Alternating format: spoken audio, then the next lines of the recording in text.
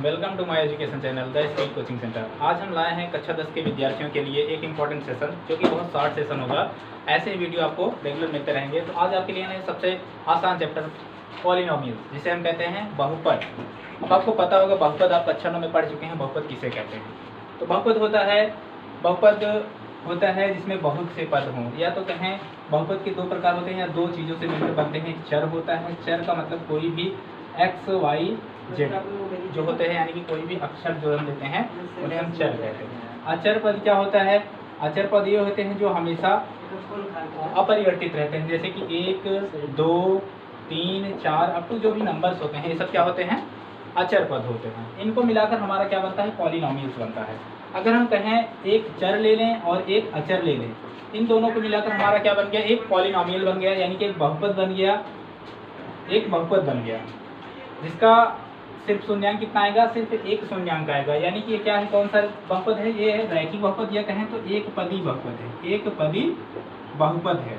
तो बात करें इसमें कितने जीरोज या कहें कितने शून्यांक आते हैं, तो इसमें सिर्फ एक आते हैं। क्यों? क्योंकि x की पावर कितनी है? 1 है, और एक कभी लिखा नहीं जाता है, इसलिए x + 1 बराबर 0। यहाँ से x का मान निकालेंगे, x बराबर आ जाएगा -1। यानी कि एक पदी बहुपद में जो x का शून्यांक आता है वो हमेशा सिर्फ एक वैल्यू आता है। इसी प्रकार हमारा होता है द्विघात बहुपद।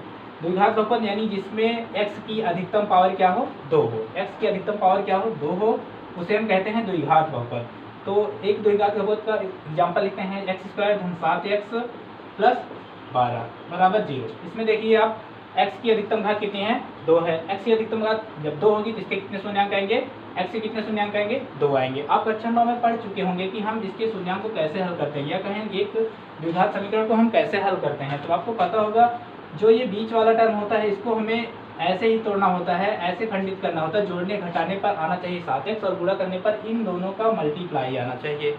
तो हमें पता है कि x² धन 3x और 4x जोड़ेंगे तो हमारा हो जाएगा 7x, और इन दोनों का मल्टीप्लाई होगा किसके? 12 के बराबर होगा।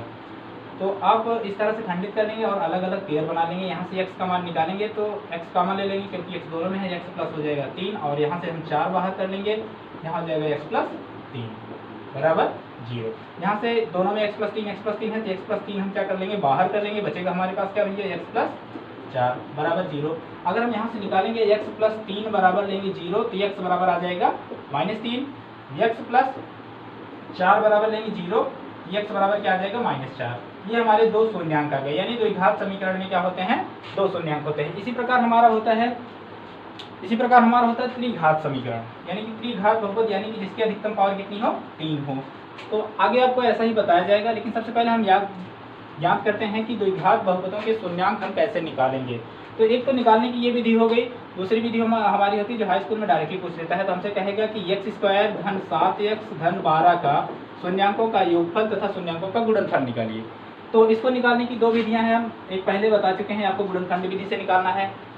तो गुणनखंड विधि से एक बार हम आपको निकाल के दिखाते हैं। x² धन 3x धन 4x धन 12 बराबर 0।